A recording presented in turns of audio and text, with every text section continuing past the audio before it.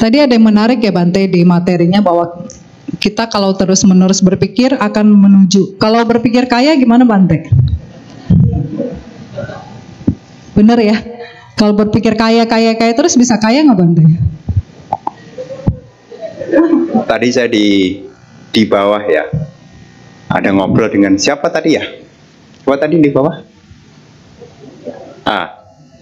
Tadi saya ada ngobrol di bawah tentang apa 4 yang menjadi penunjang keberhasilan. Ya, 4 yang menjadi penunjang keberhasilan tentang idipada. Kalau kita ingin, apa tadi dibilang? Apa? Kaya itu menjadi poin yang pertama, memang harus punya canda. Canda itu kecintaan pengen kaya, tapi belum jadi. Itu baru poin pertama. Canda itu antusias, seneng untuk jadi orang kaya. Itu baru faktor yang pertama. Setelah ada canda, yang kedua mesti ada wirya, semangat. Kalau hanya pengen itu ibaratnya cuma penggerak, motivasi. Ya. Jadi untuk mewujudkan sebuah kekayaan, setelah punya keinginan, dipikir-pikir tadi canda itu, mesti yang kedua mesti semangat. Ya, semangat itu meliputi apa? Meliputi menambah, yakni skill, knowledge, keterampilan, daya juang, ya, mesti ada. Dan yang ketiga, mesti punya cita. Cita itu ada fokus. Nah, jadi kalau mau kaya, mesti fokus. Fokus belanja atau fokus nabung? Kalau fokusnya belanja, ya tidak akan kaya.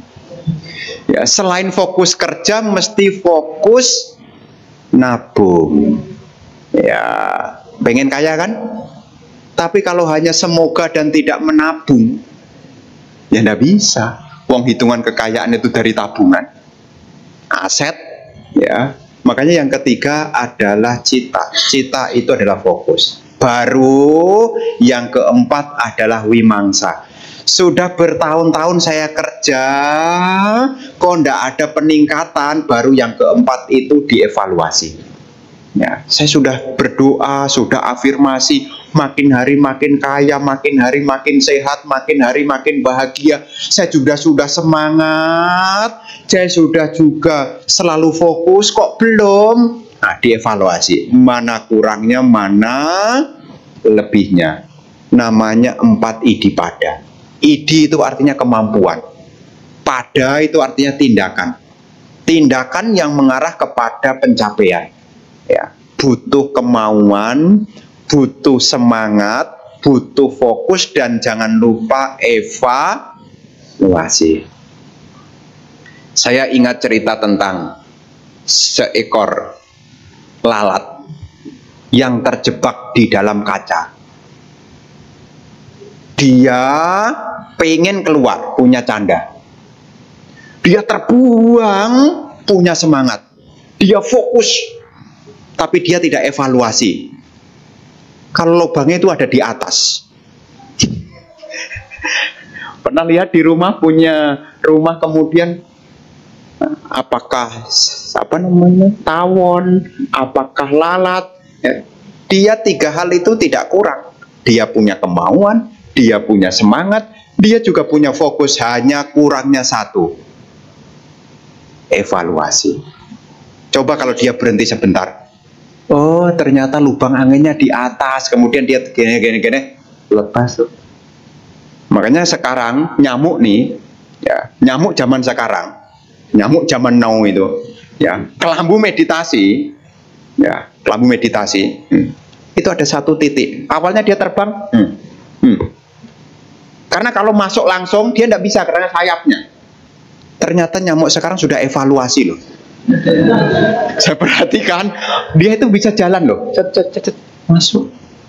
Saya jadi bingung loh, ini kelambu kok ada nyamuk masuk. Oh, nyamuknya evaluasi. Akhirnya dia dapat darah juga loh. Ya, makanya kalau Anda punya apa namanya kelambu gitu, itu nyamuk bisa masuk. Kalau dia terbang nggak bisa masuk karena sayapnya kan membuka. Tapi dia bisa masuk ketika dia jalan. Ya, dia bisa berhasil ngisep darah saya setelah dia evaluasi. Kemauan ada, semangat ada, fokus ada, akhirnya dia sukses setelah dia evaluasi. Nah, nyamuk kaya darah. Ya, jadi ini nanti mengacu kalau semoga bagaimana Bante? Baru poin yang pertama, canda. Mesti ada lanjutannya, mesti ada wirya, cita, dan vimangsa. Begitu ya. Baik, untuk Bapak Ibu yang ingin bertanya secara langsung, boleh. Ya, silakan ke depan.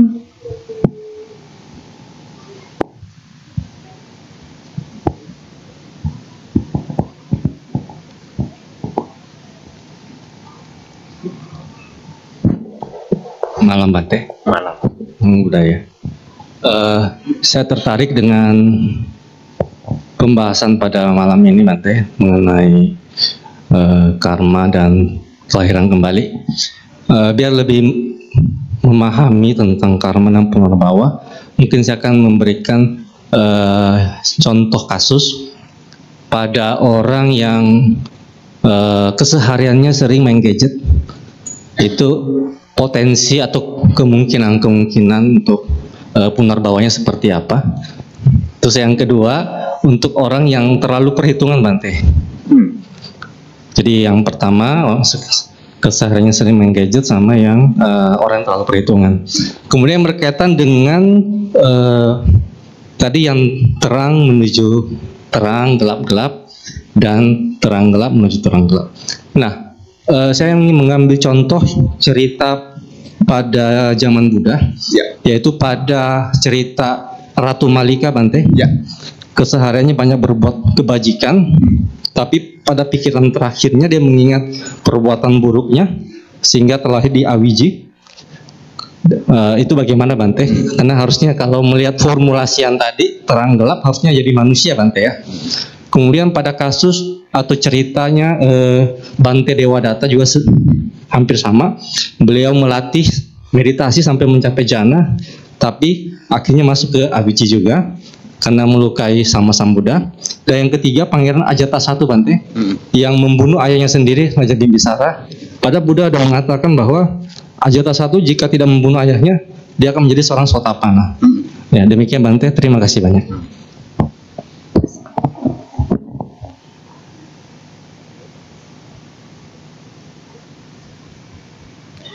Untuk yang pertama, tentang kecenderungan, keseringan gadget. Ya tergantung. Tergantung apa? Kalau cuma pegang, bisa jadi dia tukang reparasi. Ya, bisa jadi. Ya, gadget itu kan bendanya. Kan yang belum dilanjutkan adalah jenis apa yang dilihat. Kalau yang dilihat dengan gadget itu hal yang positif, kan ada juga. Ya, sisi positifnya juga ada juga. Tapi kalau yang diambil hanya kecenderungan cuma tali kesenangan, ya, yang jelas bukan kebaikan yang berkembang. Ya, mestinya punya kesempatan untuk berbuat baik karena kegandrungan pada gadget itu, kewihara tidak mau, meditasi tidak mau, mendengarkan dhamma juga tidak mau. Kira-kira itu menjadi orang yang punya pengetahuan wija atau awija? Awija. Ya, makanya tadi saya sampaikan, orang yang punya kecenderungan megang gadget, pertanyaannya adalah apa? Karena memang dari gadget itu bisa diperoleh 2 tali kesenangan, bukan 5 ya. Karena tidak bisa dicium juga tidak bisa, dikunyah-kunyah juga tidak bisa, disentuh-sentuh tidak bisa juga. Jadi dari gadget itu cuma bisa memberi 2 tali kesenangan, suara dan mata. Masalahnya kalau terlalu banyak kesenangan, akhirnya menunda melakukan kebajikan. Ini akibat dari terlalu kuat di dalam gadget, terkhusus di dalam pengalaman-pengalaman yang menyenangkan. Main game itu menghasilkan dua pengalaman, mata dan telinga. Nah, ya kan? Begitu kan kalau apa gamenya itu yang apa namanya? Yang tembak-tembakan itu kan akan jadi penonton seru tuh. Duer seru. Apalagi pakai yang apa yang 3 dimensi apa? Yang pakai kacamata itu. 3D ya? 3D atau 4D. Jadi saya pernah diajak ke rumah orang itu punya TV-nya itu pakai kacamata. Saya ikut dikasih lihat lihat nih. Jadi tanknya itu tank. Itu seolah-olah betul nyolok mata loh. Jadi pakai kacamata itu. Ya. Nggak tahu masih ada nggak TV begitu ya? Apa TV apa namanya itu? 3D kan? Nah, itu menjadi pengalaman secara visual dan auditori. Nah, apa akibatnya? Ya tadi saya bilang, kalau terlalu hanyut di dalam kesenangan, akhirnya lupa membuat kebajikan. Kalau lupa membuat kebajikan, kira-kira lahir alam bahagia atau menderita? Menderita. Ya, jadi hati-hati dengan gadget Anda. Ya, apalagi dulu ada game, ya nginjekin semut ya. Semut lewat dicetek di. Tapi di layar, ya bukan makhluk beneran. Jadi semutnya lewat cet. Dulu nggak tahu itu zaman tahun berapa itu. Nah begitu. Ini ada yang kelewatan satu, cepet itu. Cepet bahagia atau cepet mau benci? Ada yang kelewatan, ya kan cepet. Nah, itu hati-hati urusan latihan pikiran. Ya jadi ya keseringan main gadget untuk hal yang menyenangkan, hati-hati. Tapi kalau menggunakan gadget untuk pengetahuan, lain cerita. Kenapa? Karena centing malam, centing pagi itu di gadget tuh. Lah iya kan YouTube itu. Saya punya kenalan di mana-mana, ibu-ibu khususnya yang tua-tua. Ibu-ibu yang tua-tua kalau ketemu, terima kasih Bante. Selama COVID Bante menemani saya centing pagi, centing malam. Dia cerita, itu pakai gadget tuh. Jadi waktu COVID tidak bisa datang, dia ikut centing malam. Dan sekarang dia tanya lagi, Bante kok lama tidak siaran? Bante sehat tak? Sehat. Kok tidak siaran? Sekarang temanya offline dulu. Ya, jadi ya gadgetnya dipakai, dia ikut meditasi. Ya, apalagi dulu waktu COVID ya. Centing malam, meditasi, meta bhavana, dia ngikutin tuh. Nah, ada perkembangan dari penggunaan gadget. Ya, ini untuk yang pertama. Kemudian yang kedua tadi soal apa tadi? Apa? Oh, perhitungan. Perhitungan itu ya ada memang faktor menuju kesuksesan. Ada di dalam Sigalowada Sutta juga ada, di dalam Diga Janu Sutta juga ada tentang samajivita. Ya, samajivita itu menghitung jangan sampai lebih besar pengeluaran daripada pemasukan. Jadi kalau hitung-hitung ya idealnya begitu. Ya, jangan sampai lebih besar pengeluaran daripada pendapatan. Ya. Tapi kalau mau berdana saja dihitung-hitung, sampai dihitung beneran. Setelah kita melakukan puja bakti, kita akan berdana. Kotak dana dimulai dari depan. Berdana tidak, berdana tidak, berdana tidak, berdana tidak, berdana tidak. Maka kalau kita mau berbuat baik, banyak hitung-hitung, akhirnya tidak jadi loh. Mau ikut meditasi ditimbang-timbang, dihitung-hitung. Meditasi, tidak meditasi, tidak meditasi, tidak meditasi, tidak meditasi, tidak. Tapi untuk hal-hal tertentu Anda harus perhitungkan. Ya, seperti pendapatan dan pengeluaran harus dihitung-hitung. Tapi untuk kebajikan semestinya kita pikir juga. Ya, dipikir apa? Kebajikan mana yang perlu saya lakukan? Ini perlu dipikir-pikir, dihitung-hitung. Sudahkah hari ini berbuat baik? Sudah dihitung belum? Tidak dihitung. Sudahkah hari ini berbuat buruk? Tidak dihitung juga. Terus yang dihitung? Tidak ada hitungan, Bante. Nah, siap-siap tuh, tahu-tahu tua dan tahu-tahu punar bala. Ya memang perhitungan di topik-topik tertentu perlu. Tapi untuk kebajikan, ya apakah sila, apakah samadhi, apakah panya, termasuk datang ke wihara, tolong ya dipertimbangkan dengan kebijaksanaan. Ya, sampai-sampai ada orang nih mau ke wihara aja dihitung loh. Ya, dihitung benar-benar. Ya, enggak apa-apa, itu pilihan juga sih. Ya, tapi sebisa mungkin ya kebajikan jangan sampai dilupakan. Ini soal hitung-hitungan. Kemudian yang ketiga soal bagaimana kerja dari karma. Nah, di dalam Kukurawatika tadi disampaikan begitu, ada perbuatan gelap yang berakibat gelap, ada perbuatan terang yang berakibat terang.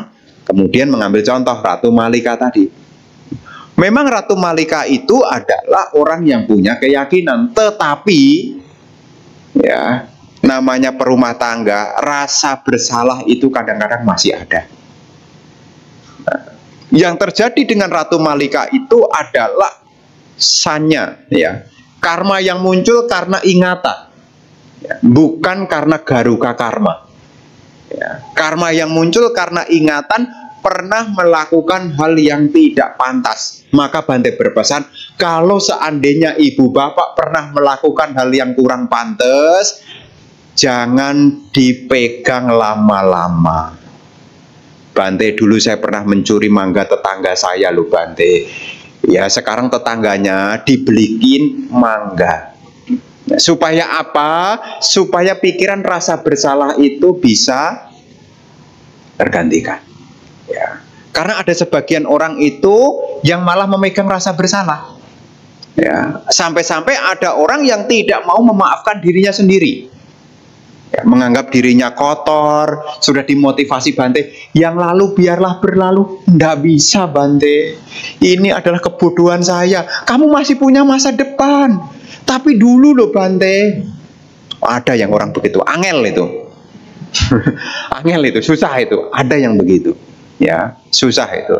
Ya, makanya setelah kita mendengar Dhamma, kita tahu bahaya dari kekuatan karma yang disebut dengan sanya, ingatan ini, yang tidak bagus, tolong jangan diingat-ingat. Dari contoh kejadian yakni Ratu Malika. Ya. Kemudian yang berkenaan dengan kasus yakni Bante Dewadatta dan Raja Ajatasattu itu semata-mata karena garuka karma. Ya, ada pembagian karma menurut bobotnya. Mana yang paling berat itu yang akan berbuah duluan. Meskipun kebajikan kita besar sekalipun, kalau kita melakukan aku salah garuka karma, itu yang akan berbuah duluan. Ada 5 jenis aku salah garuka karma. Membunuh ayah, membunuh ibu, melukai Buddha, membunuh arahat, dan memecah belah sangga. Ini adalah garuka karma. Kalau ada orang melakukan salah satu dari 5 aku salah garuka karma ini, lahir kembali langsung neraka awiji. Ini yang disebut dengan aku salah garuka karma. Tetapi juga ada yang disebut dengan kusala garuka karma. Apa itu kusala garuka karma? Kalau seseorang meditasi dalam jana dan meninggal dalam jana. Ini disebut kusala garuka kama. Pahalanya kemana? Lahir di alam Brahma ataupun di alam arupa Brahma. Pahalanya apa? Bahagia di sana, berkalpa-kalpa, bukan tahun lagi, kalpa. Ya, biasanya di wihara-wihara ada itu, apa namanya? Ya, alam kehidupan. Nanti Anda bisa lihat. Nah, lahir di alam Brahma dan arupa Brahma, ya, itu akibat dari kusala garuka kami. Ya, ini akan berbuah duluan. Ya, jadi seperti kasus Bante Dewadatta dan Bante Pangeran Adzata I, ya, itu melakukan yakni akusala garuka kami. Maka itu akan berbuah duluan. Ya, jadi itu yang akan berbuah duluan. Ya, itu untuk menjawab yang tadi. Ya, memang ada topik-topik tertentu yang memang Sang Buddha sampaikan untuk orang-orang tertentu. Ya, jadi kadang-kadang, loh Bante itu kasusnya begini, kasusnya begitu. Tapi ingat ya, sutta itu disampaikan kepada orang-orang yang berbeda-beda. Ada yang menyampaikan 7 macam kekayaan Arya, ada disampaikan 5 macam juga. Yang benar 5 atau 7 Bante? Tergantung kualitas pendengarnya. Nah, jadi nanti kalau di dalam Anguttara Nikaya kelompok 5, nanti ada 5 harta. Ya, di dalam Anguttara Nikaya kelompok 7 ada 7 harta. Jadi di situ ada. Ya, kenapa penyampaiannya seperti itu? Karena pendengarnya juga beda-beda. Termasuk lagi nanti di Majjhima Nikaya 135 yang berjudul Cula Kama Wibangga, itu juga berbicara karma juga. Ya. Kenapa ada orang miskin, kenapa ada orang kaya, kenapa ada rupawan, kenapa ada buruk rupa, kenapa ada yang pintar, kenapa ada yang bodoh, kenapa ada umur panjang, kenapa ada umur pendek, kenapa ada yang punya pengaruh, kenapa ada yang tidak punya pengaruh. Di situ sutanya. Disampaikan kepada siapa? Kepada anak Brahmana Todeya. Siapa itu Todeya? Kisah anjing Todeya. Ya, kisah anjing Todeya itu kisah di mana dulunya ada Brahmana yang kaya tapi pelit. Sampai anaknya tidak tahu menyembunyikan hartanya di mana. Lahir kembali jadi anjing. Nah, kok bisa Bante? Karena dia punya kecenderungan menjaga kekayaan. Nih, udah kasih warisan belum ke anaknya? sudah kasih warisan belum? Bante, istri dan anak biar tidak tahu Bante, hati-hati. Nanti dijaga, disembunyikan, bisa, ya, bisa. Jadi itu ada sutta juga disampaikan kepada anak Brahmana Todeya. Ada juga. Yang tadi kisah disampaikan kepada petapa yaitu Puna dan Senia. Jadi setiap khotbah itu kita bisa lihat kepada siapa dhamma itu dibabarkan. Makanya membaca sutta itu juga harus tahu historinya, bukan hanya sekedar isinya. Historinya di mana, kapan, kepada siapa. Nah, itu juga harus dimengerti juga. Begitu Pak ya. Sudah terjawab ya? Masih ada yang ketinggalan? Sudah ya? Baik Bante, kita akan ke pertanyaan tertulis ya. Pertanyaannya, apa karma sama dengan takdir? Takdir sama dengan nasib? Terus apa perbedaan piti dan canda? Itu dulu Bante. Ya, di dalam masyarakat ini kita punya keyakinan yang beda-beda. Ya, takdir, nasib itu diciptakan oleh tanya Google, oleh Tuhan yang Maha Esa. Ya, takdir, nasib itu adalah diciptakan oleh Tuhan yang Maha Esa. Sedangkan karma diciptakan oleh diri sendiri. Sudah jelas bedanya. Ya. Jadi dari situ sudah jelas. Ya. Jadi apakah sama? Ya sudah jelas beda. Ya, karena nanti kalau Anda membaca di dalam KBBI, ya, sesuatu yang digariskan oleh Tuhan Yang Maha Esa itulah takdir. Sedangkan karma itu dibuat oleh pelakunya sendiri. Dari situ sudah beda. Ya, karena konsepnya juga sudah beda. Makanya sesuatu yang beda tidak bisa disamakan. Ya, udah beda di situ. Kemudian soal apa tadi? Canda apa? Apa? Iya. Apa? Iya, maksudnya piti dan canda apa bedanya atau apa samanya? Oh. Kalau canda ini adalah hasrat kemauan. Ya. Anda mau datang ke wihara, ini ada canda. Ada hasrat, ada kemauan. Ya. Sedangkan piti itu adalah kegiuran. Dan piti itu seringkali kaitannya dengan pengembangan batin. Makanya faktor-faktor jana itu setelah seseorang melewati witaka wicara akan diikuti oleh piti. Ya, piti. Barulah ada suka dan ekagata. Jadi dalam hal piti ini kegiuran. Nanti kalau Anda belajar dhamma nanti Anda juga tergiur juga. Ada piti juga loh. Ya. Akhirnya apa? Anda ketertarikan untuk mau buka lagi. Seperti orang yang sedang haus ketemu air. Oh, tertarik sekali. Untuk gali lagi. Ya. Itu akan muncul sebuah kegiuran. Ya, namanya piti. Kalau canda itu permulaan. Anda dimotivasi itu dikasih canda. Ya, ayo datang nanti buat karma baik loh. Itu namanya canda. Mendorong Anda untuk melakukan sesuatu. Namanya canda. Ya. Kalau piti, setelah Anda melakukan sesuatu ada pengalaman yang membuat Anda semakin tertarik. Ya, namanya piti. Ya. Makanya kadang-kadang ada orang yang tertarik belajar meditasi, itu ngomongin meditasi itu dari sore jam 7 sampai besok pagi jam 2. Kalau lagi tertarik, semakin dibicarakan semakin menarik. Setelah melewati jam 2, muncul suka. Akhirnya saya paham. Terus saya menjawab, akhirnya saya lemes. Ya, jadi kadang-kadang saking serunya, kalau ini apa Bante,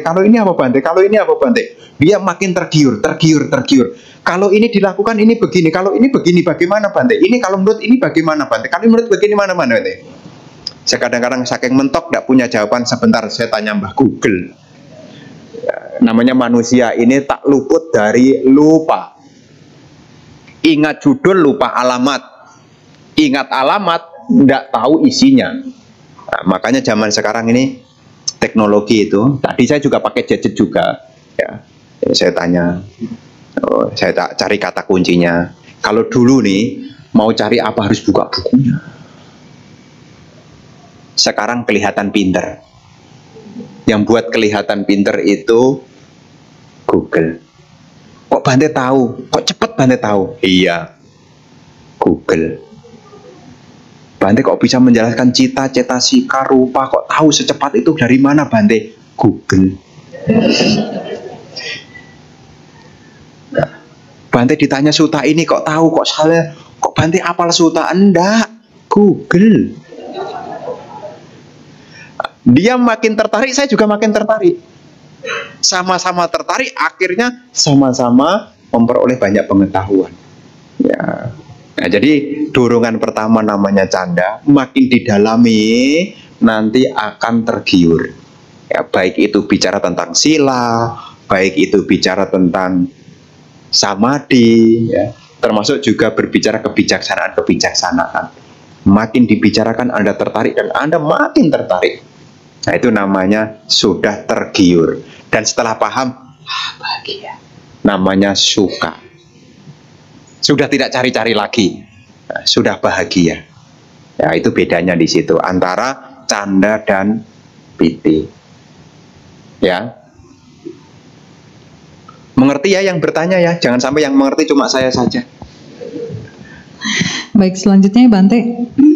Nama budaya Bante, saya mau bertanya, apakah dengan membunuh semut, cicak, kecoa, nyamuk yang mengganggu kita adalah melanggar sila? Jika tidak dibunuh maka rumah menjadi kotor atau bau. Bagaimana solusinya?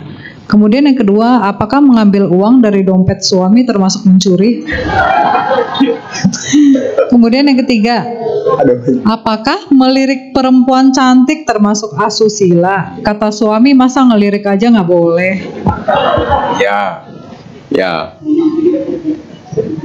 Nah, untuk yang pertama tentang di rumah ada serangga.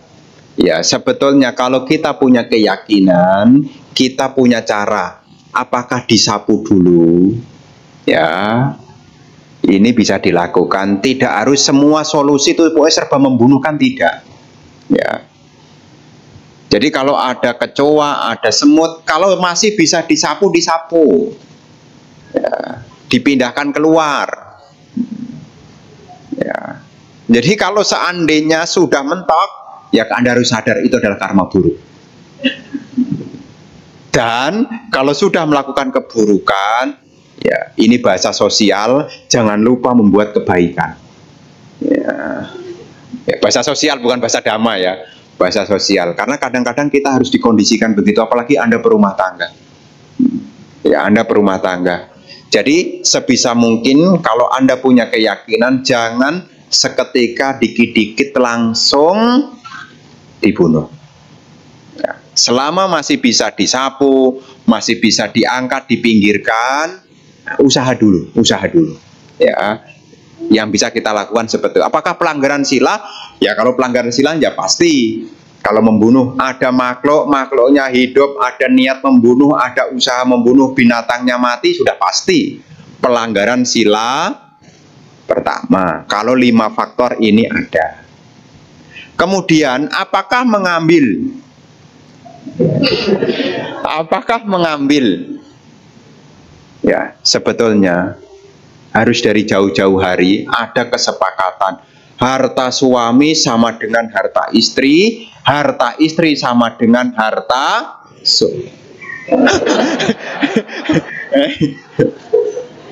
Kalau kesepakatannya adalah milik bersama, itu tidak disebut sebagai, ya itu harus dijelaskan dulu. Ya, seperti air minum, seperti nasi di dapur. Suami mau ngambil, harus izin. Yang saya mau makan ya. Kenapa kok mesti izin? Takut mencuri. Enggak, ada hal-hal yang memang itu adalah kesepakatan. Ini tergantung. Anda berumah tangga itu, apakah gono gininya dipisahkan? Dompet suami istri tidak boleh ngambil? Ya tidak tahu. Kalau dari awal pernikahan sudah ada kesepakatan begitu, berarti itu mengambil yang tidak diberikan. Tapi kalau dari kesepakatan awal, harta suami adalah harta istri, harta istri juga harta suami, ya. Ya, kalau semua sudah sepakat saling memiliki, itu artinya milik bersama. Kalau sudah sepakat milik bersama, tidak ada yang disebut dengan pencurian. Dari sini sudah tahu kan?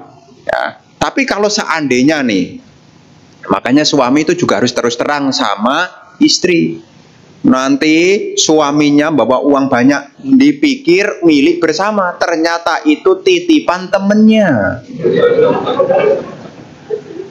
Ya. Jadi mesti ngomong, ya nanti sudah diambil akhirnya malah cekcok. Nah, itu juga perlu ya dibicarakan juga. Jadi apakah mengambil punya suami adalah mencuri, tergantung. Ya, selama tahu batasan-batasannya, ya tidak termasuk mencuri. Maka tadi kan diperjelas. Gimana nih? Karena nikah zaman sekarang tuh lucu loh. Ada nikah pisah harta gitu, kayaknya begitu lah. Karena biasanya kalau urusan pernikahan ini kan Romo Magabudi. Ya Bante kan urusan cuma ya kasih nasihat. Kalaupun diminta blessing itu setelah dikukuhkan oleh Romo, percik-percik air. Ya, cuma itu urusannya. Ya. Jadi ada pisah gono gini, saya tidak tahu. Ya. Tapi yang jelas kalau dari awal ada pembicaraan ya tahu. Makanya di wihara sekalipun ada topik-topik tertentu adalah milik bersama. Ya. Misalnya kalau kita meditasi tuh, ya kayak di Pusdiklat kalau meditasi kadang-kadang kan dikasih kopi yang sasetan itu. Siapapun peserta boleh ngambil. Itu tidak mencuri. Ya. Disebut mencuri kalau satu kardusnya yang isinya 15 saset semua dimasukkan ke tas, mencuri. Karena tidak ada hukumnya bersama itu ngambil banyak-banyak. Jadi dari situ kita tahu batasannya. Terus di wihara kadang-kadang kalau di BSD itu ada air mineral. Ya, di ruang tamu silahkan ngambil. Itu ndak usah izin, apalagi ketuk Bante. Bante izin ya minta air minum. Ya, itu ada kesepakatan kalau ngambilnya 1, 2 diminum di tempat, tidak mencuri. Akan disebut mencuri dan akan ditangkap satpam saya di depan. Kalau 1 karton dimasukkan ke mobil. Jangan kemudian, kan wihara milik bersama, saya boleh ngambil dong. Ya enggak. Jadi ada topik-topik tertentu. Ini juga harus paham, ya. Jangan sampai nanti apa yang ada di wihara, ada keyboard, wah pulang. Nah, wihara kan milik bersama. Apa yang di wihara kan hak saya juga. Saya kan umat Buddha. Ya enggak begitu juga, karena kesepakatannya wihara punya keyboard boleh dipakai, tidak boleh dibawa pulang, apalagi dijual. Ya. Sudah ada kesepakatannya. Ini urusan tadi, ada kesepakatan. Kemudian yang ketiga tadi soal apa? Nah, lirik. Ingat loh ya. Memang melirik itu bukan asusila, tapi dari melirik bisa awal dari ya, dari mata turun ke HP. HP dulu kok gampang ke hati. Setelah dilirik nomor kamu berapa? Chatting. Loh, ada ceritanya. Ada ceritanya. Ini kisah bermula dari reuni. Ya, reuni. Hati-hati tuh, bapak-bapak, ibu-ibu kalau reunian dan tuker nomor HP. Ting. Sedang apa? Gelombang pikiran ini naik dan turun. Dari mata turun ke HP. Dari HP mulai PHP.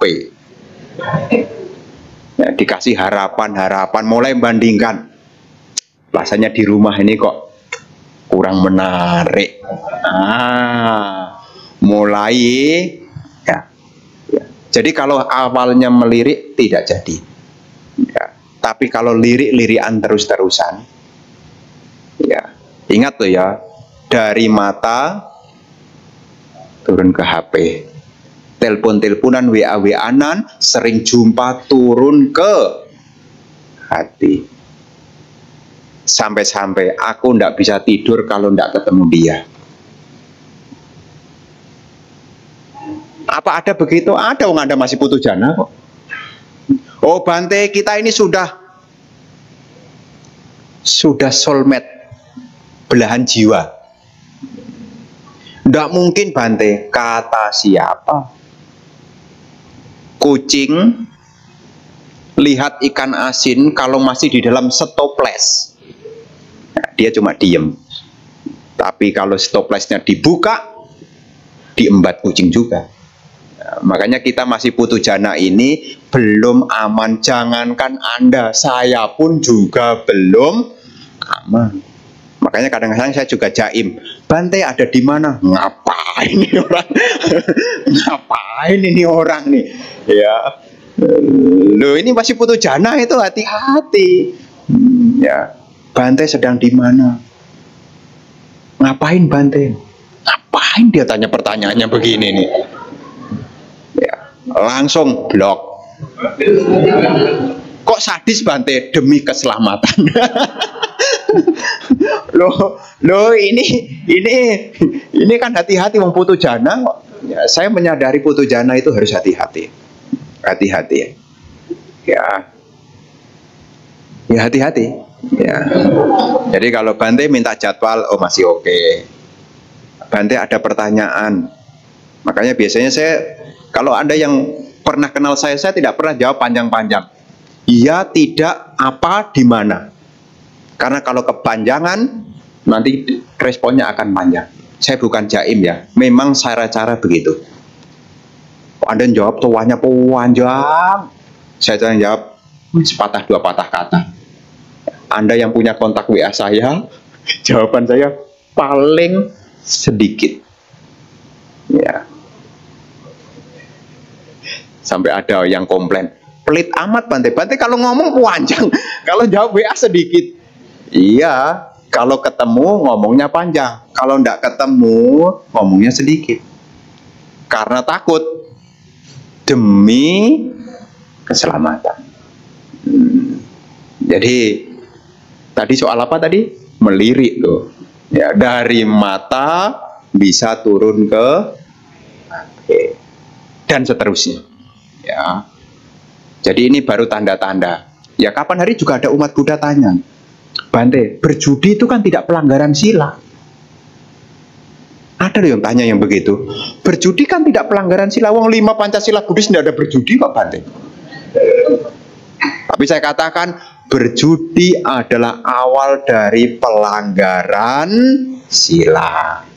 Kalau sudah berjudi, sudah deket-deket dengan pelanggaran sila. Apakah minuman keras, apakah berbohong, apakah asusila, apakah mencuri, bisa terjadi. Bahkan membunuh juga.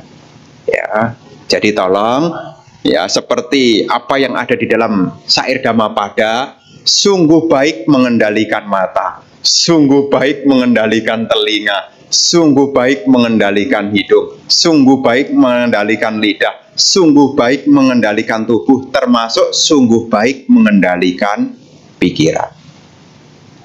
Itu ada di syair Dhammapada 360. Kenapa kok Bante tahu? Karena semalam Bante baru bikin artikel. Ya, jadi ibu bapak sekalian, ya berhati-hati ya dari mata itu, ya. Masih ada ya? Yang terakhir Bante. Namo Buddhaya Bante, mohon dijelaskan tentang Sotapana, Anagami, Sekadagami, dan Arahat. Sotapana sudah dapat melenyapkan apa saja dan sebagainya untuk pencapaiannya, anumodana Bante. Nah, Sotapana itu disebut pemasuk arus.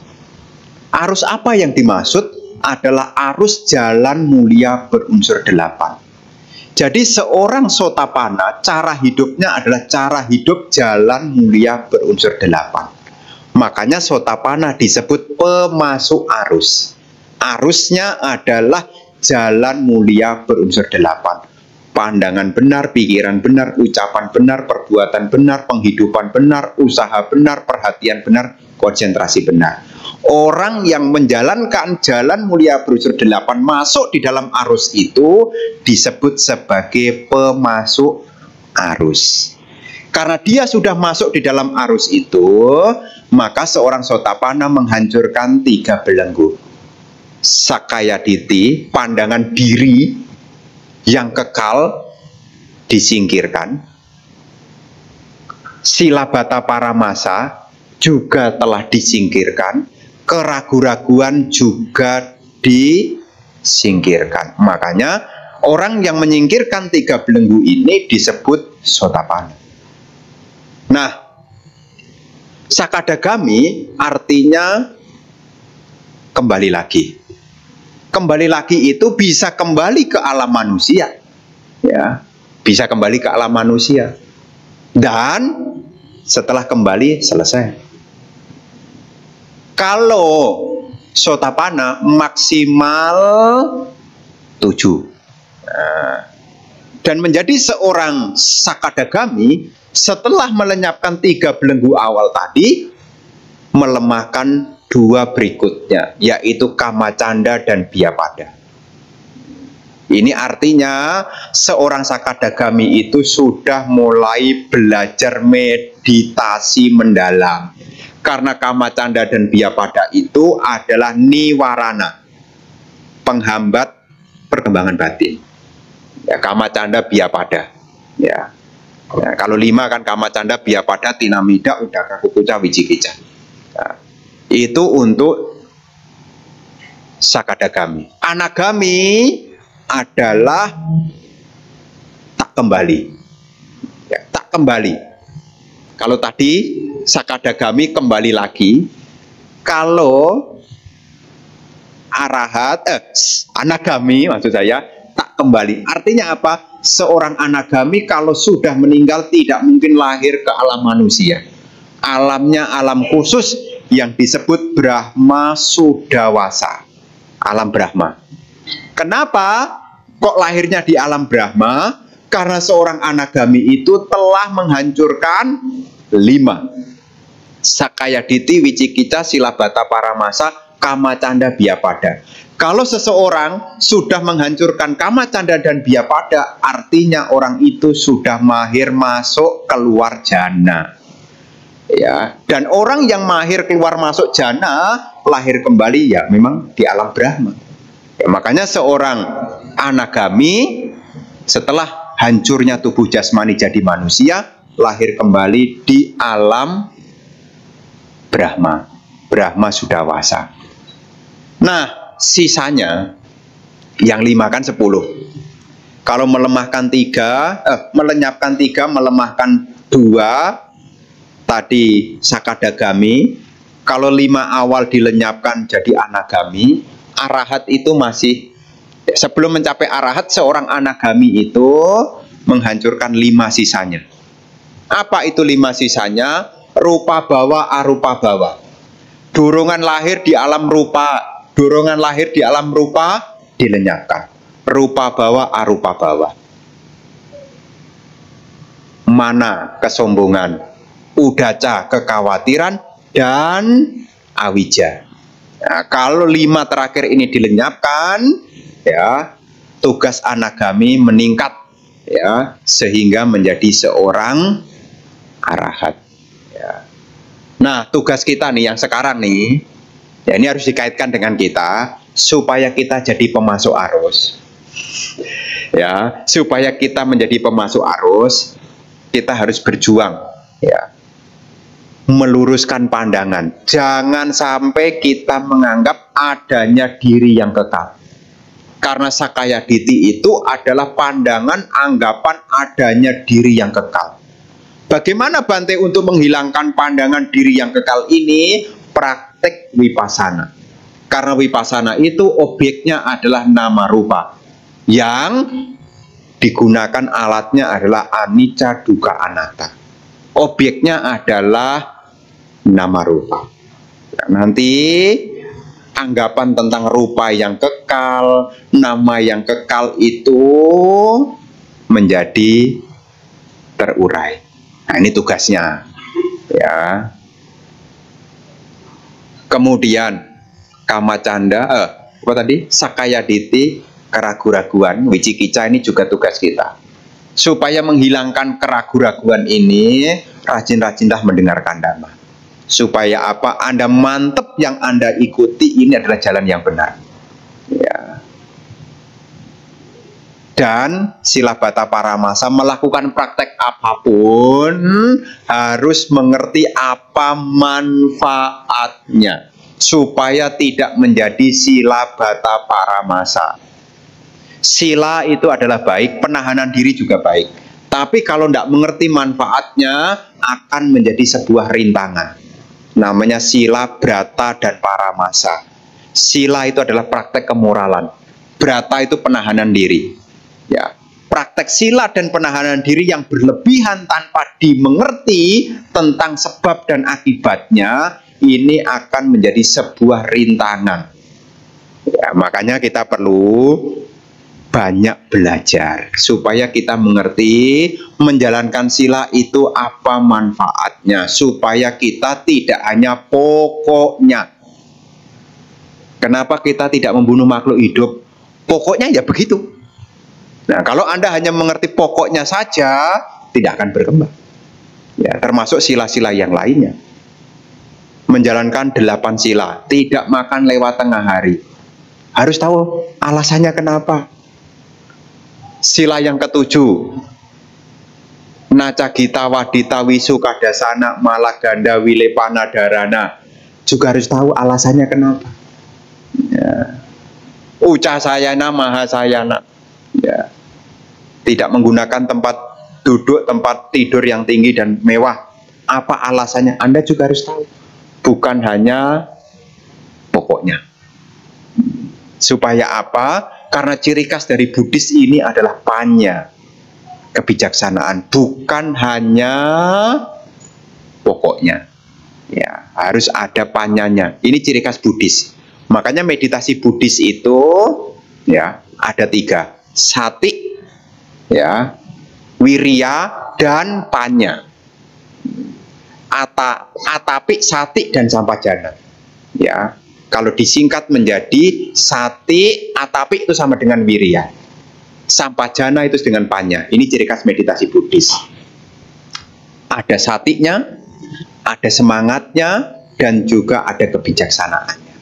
Ya, ini ciri khas meditasi Buddhis. Karena di luaran itu banyak meditasi. Jadi ciri khas meditasi Buddhis ada 3. Kalau di dalam Satipatthana disebut di sana atapi, sati, sampajana. Ya, atapi, sati, sampajana. Ya, atapi itu wirya, semangat. Sati, ya sati, ingat apa yang dikerjakan. Sampajana sama dengan panya. Nah ini ya kita ngomong-ngomong dhamma. Ya, begitu ya.